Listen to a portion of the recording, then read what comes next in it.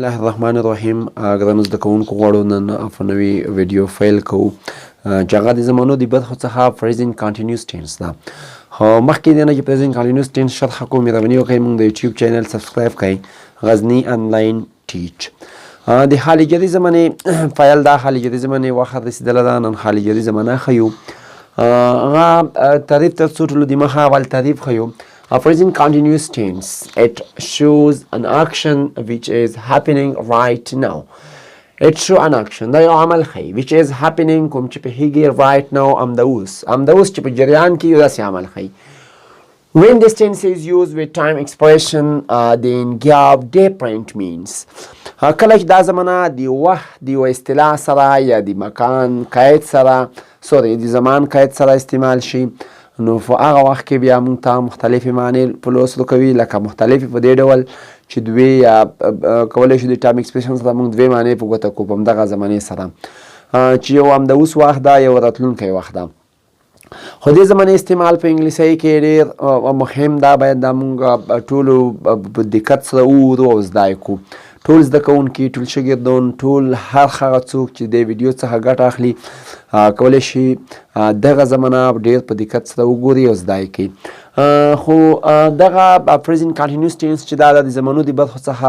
هغه زمانه ده چې اکثره وخت موږ هغې څخه ډېر مخ کیږو. دغه زمانه په همداوس فعل حال همدغه وخت شرحه کوي، همدغه وخت څخه بحث کوي. یو بل دا چې کله موږ دغې زمانې سره ټایم ایکسپریشن اضافه کړو، د وخت اصطلاح اضافه کړو، نو په هغه وخت کې بیا موږ ته راتلونکی وخت هم په ګوته کوي چې یو همداوس ده یو راتلونکی ده. نو که چېرته موږ داسې وایو چې په دغه زمانه باندې موږ څه رقم کولی شو چې راتلونکی وخت شرحه کړو، هغه یو په مثال کې موږ ښیو چې همداوس دلته موږ یو مثال لیکو مخکې د سټرکچر د جوړښتونو څخه مخکې. نو داسې موږ یو چې اگزامپل دا I'm going to school right now. I'm going to school. زه روان یم مکتب ته. right now همداوس. بل دا چې یو خو د رایټ نو ټایم ایکسپریشن استعمال شو چې رایټ نو همداوس وخت شرحه کوي، همدغه په جریان کې ده. او بل دویم مثال ته یې I'm going to school tomorrow. زه سبا مکتب ته روان یم. نو I'm going to school tomorrow دلته د ټایم ایکسپریشن چې دا tomorrow دا سبا ورځ ده یا next day راتلونکی ورځ ده. نو په دغه چې کله موږ کاروو دغه ټایم ایکسپریشن استعمالوو، نو په دغه ټایم ایکسپریشن کې د tomorrow راتلونکي وخت دپاره موږ په پښتو کې څو مثالونه ورکوو. لکه زه داسې یم چې کله موږ په کور کې موږ ته بابا یو کومه خبره وکړي، فلور راته کوم یو داسې درخواست وکړي چې موږ ته وایي چې مقصد سابو ته کوبل ته ځو، داسې یوه خبره موږ ته وکړي، یا سبا یو چیرې روان یو، سبا ته یو چیرته ځو. نو بیا نن خو نه، خو سبو نن نه، نن ته مکتب ته ولاړې په همدغه ورځ.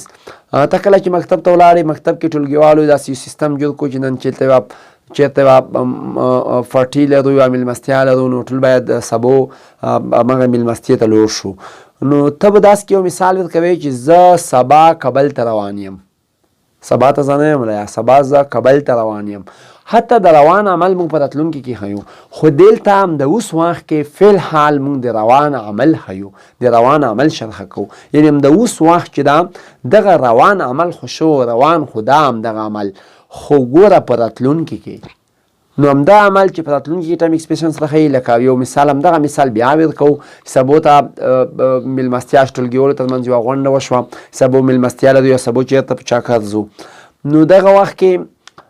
نو ته درخواست کوي چې نه سبا زه کابل ته روان یم، سبا زه کابل ته، د سبا ورځ راتلونکی شو او روان عمل یې د حالي جدي سره اړیکه ولرله. نو دا کولی شو موږ په ټایم ایکسپریشن سره وښیو. او همدغه زمانه چې د حالي جدي زمانه دغه دوه وختونه ښیي چې یو راتلونکی وخت ده او بل همداوس به په جریان کې وي، او یو راتلونکي وخت کې، یعنې راتلونکی په دې معنه 5 منټه ورسته، 10 منټه ورسته، 1 ساعت ورسته، ورپسې دغسې ځای یوه ورځ ورسته، ورپسې مخته څه اونۍ ورسته، ورپسې میاشت ورسته او کال ورسته او داسې څه وخت ورسته. نو دا موږ کولی شو داسې مخته پسې لوړ شو د ټایم ایکسپریشن په واسطه سره. خو که چېرته موږ یوازې یوه جمله وویلو I'm going to school، زه مکتب ته روان یم، نو په دغه وخت کې بیا همدغه جمله چې I am going to school فقط نور څه نشته، زه مکتب ته روان یم، نو دغې نه مراد بیا همداوس وخت ده چې ټایم ایکسپریشن نه وي لګېدله. نو اوس یو ځلې بیا ښه یو تعریف ته لیدنه کوو، یو ځلې بیا ښه یو present continuous tense حالي جدي زمانه it shows an action، یو عمل ښیي which is happening happening کوم چې پیږي right now همدا اوس دا یو داسې عمل دا یو داسې کور ده چې همدا اوس په جریان کې وي. when this tense used with time expression کله چې دا زمانه د وخت دی او اصطلاح سره د زمان د قید سره استعمال شي یا frequency adverb سره استعمال شي then give different means بیا مختلف معنا غي متفلو سره کوي لکه دلته time expression چې موږ استعمال کړی دا right now tomorrow په همدغه جمله کې I'm going to school right now زم د اوس مکتب ته روان یم I'm going to school tomorrow زه سبا ته مکتب ته روان یم لکه اوس موږ همدغه structure موږ خیو کوم structure موږ لرو همدغه موږ خیو خو مخکې دې نه structure ولیکو یو خبره مهمه د زمانه کومکی فعلونه چې دي د دې زمانه کومکی فعلونه چې دي بي دي بي همدغه present بي دي لکه یو موږ یو am are او is دغه تنه مراد دي دغه بي دي نو ام ار ایز دا کومکی فعلونه دي چې ام په یوازې ډول دی سبجیکټ آی سره استعمالیږي او ار چې دا د جمع نومونو یا د جمع ضمیرونو سره استعمالیږي او ایس چې دا د مفرد نومونو او د مفرد ضمیرونو لکه هی شي ایټ نو هی شي ایټ مفرد نوم احمد دې سره موږ څه کوو ایز استعمالو او ار چې دا د جمع نومونو لپاره استعمالیږي لکه موږ اول ضمیر کې خیو ضمیر سره د یو سره استعمالو د وی سره استعمالو او ورپسې په سبجیکټ کې د دې سره استعمالو خو دغه د جمع نوم سره احمد او محمود سره استعمالو نو دغه شی دی دغه د جمع او ام چې دا ام یوازې د آی سره استعمالو دا کومکی فعلونه دي د زمانه بي فرزن دا د زمانه کومکی فعلونه دي نو وسه څو سټراکچر وتاي سټراکچر چې دی جوړښتونه د دې زمانه دی په ډېر مهم دي جوړښتونه ډېر مهم دي جوړښتونه باید موږ زده کو د زمانه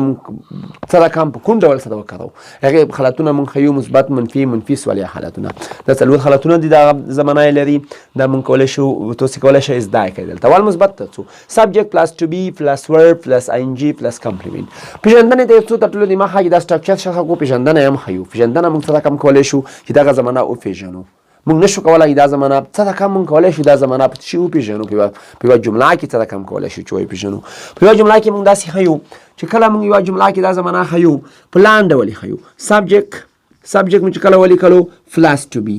the subject سره به to be موجود وي د verb سره به ing موجود وي یعنی دا دوه خبرې باید همیشه په دا کې سرګوي شامل وي چې یو subject دا subject او verb an action دا ان دا to be هغه to be د کومې زمانه to be چې دا هغه موږ استعمال سوري دغه زمانه to be چې دا هغه استعمالو او پسې verb plus ing دا د verb ing حالت دا نن دا چې د to be مخکې شو سوالیا حالت کې شو یا to be سره نات استعمال شو بل موجود خو مهم دا دی چې subject با په دا جمله کې وي to be با پکې وي verb با پکې موجود وي ing با پکې موجود دي دا د څلور حالتونه یعنی څلور خبرې subject با پکې to be با پکې وي verb با پکې وي ing ان دا چې مفهوم subject دا معلومات نه کیږي یا غا د subject په different kind of کې دا هغه بل موجود خو be plus ing او subject verb an action دا پکې مهم دي دا پکې موجود وي خو subject څه مثبت حالت ته مثبت حالت کې موږ دا سیو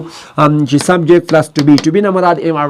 MRAs دغه مراد دي دغه لیکو verb دی وسره بیا ing لیکو اب جنو دستا complement لیکو لکه example مثال کې موږ یې لیدي they are going to school دوی چې دی going to روان دي سکول مکتب ته right now هم د اوس tomorrow سبا ته بس هغه د ته استعمال د time expression سره frequency about سره خپل کولای شي استعمال کی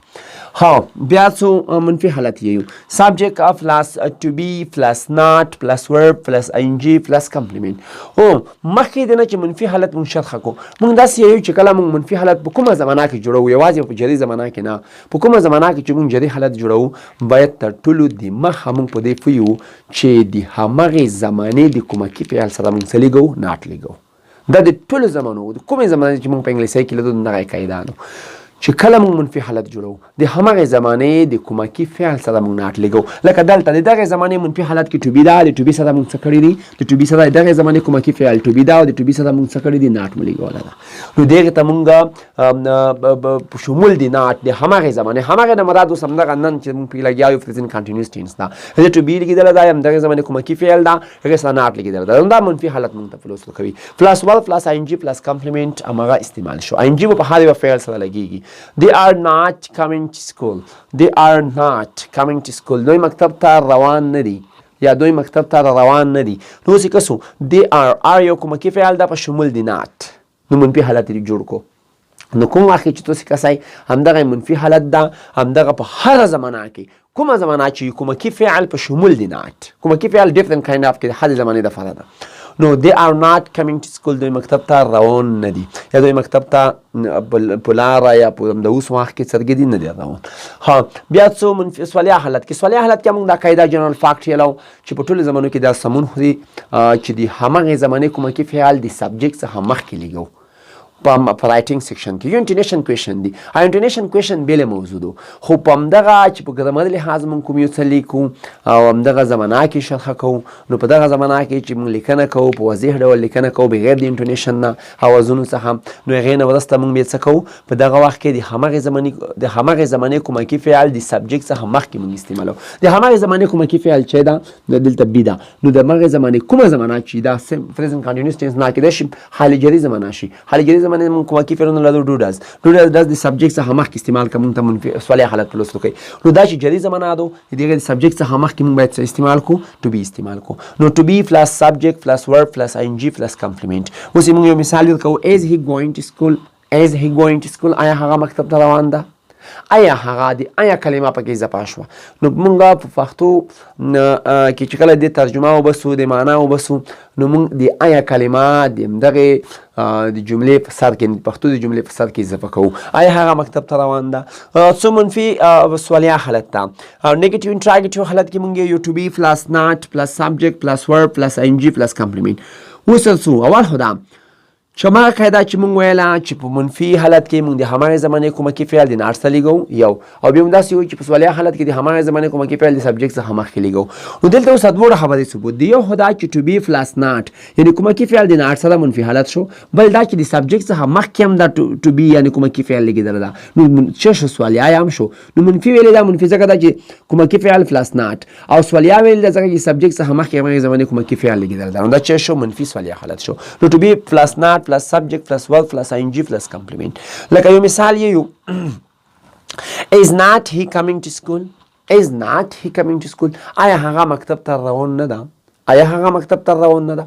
نو دا چې په دغه زمانه کې ډېرې خبرې نو ته شته هم نه څه فوتې هم نه دي او خدای دې وکړي زده کړي مو وي او په کوم داسې خاص څه پکې نشته. خو موږ د یوټیوب چینل باید سبسکرایب کړئ تر څو د نویو ویډیوونو څخه خبر شئ او که کومه پوښتنه لرئ کومه زمانه بس دغه غوښتنه بعضې شاګردانو کولی دغې زمانه په باره کې باید یوه ویډیو جوړه شي په مسنجر کې نو دا ویډیو مو د شاګردانو دپاره جوړه کړله. کولی شئ تاسې هم پوښتنه وکړئ کومه موضوع کې د ګرامر په هره یوه برخه کې تاسې ستونزه لرئ کولی شئ موږ ته کمنټ په مسنجر کې یو کمنټ پرېږدئ یا میسیج وکړئ او هغې ته موږ تاسې انشاءالله په نوبت سره خپله ویډیو جوړو همغې باره کې تاسو ته غږېږو. خو نوبت پکې مهم ده ځکه چې دې رایه ډېره وه دې زمانې نو دې اول موږ دا زمانه جوړه کړه. نو کولی شئ تاسې د دغه نوي ویډیو نه خبر شئ موږ د یوټیوب چینل غزني آنلاین ټیچ دا دسه سبسکرایب کړئ. مننه ښه وخت ولرئ ښې شېبې تر راتلونکې ویډیو پورې مننه.